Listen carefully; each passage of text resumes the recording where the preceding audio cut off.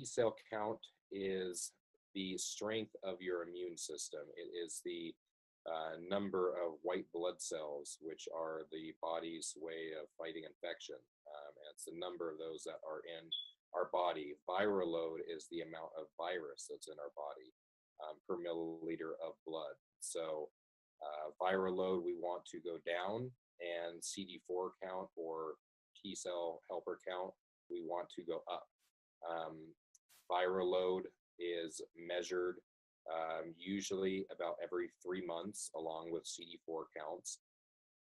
Now, everywhere in the world, this is not available. Unfortunately, some places do not even have viral load testing. However, in most first world countries within the world, there is viral load testing available. And that's usually done every 3 months for a good amount of time until the person's established on treatment. Once they are established on treatment, some doctors may choose to move that up to every 6 months, every year. They usually don't like to go over that.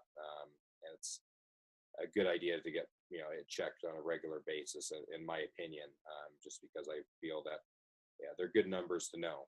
It's good to know how your health is doing. So a viral load is measured, as I was saying, per milliliter, and the goal is for it to go down all the way to what is called undetectable, which undetectable pretty much means that there is so little virus in the system that the most sophisticated tests available cannot even measure it. So it does not mean, if you are undetectable, that you do not have HIV.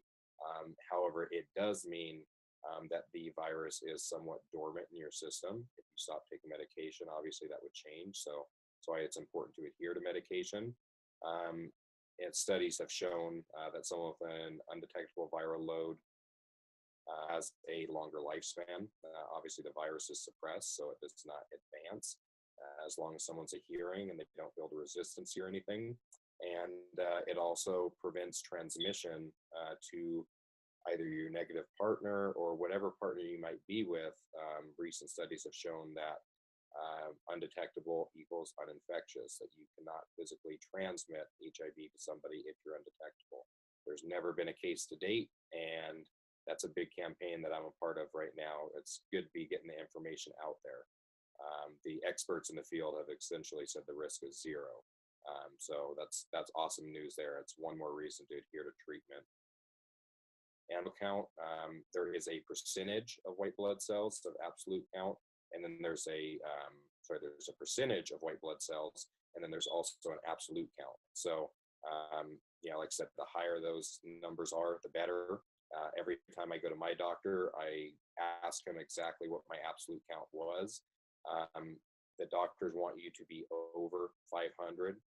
That's preferable for treatment.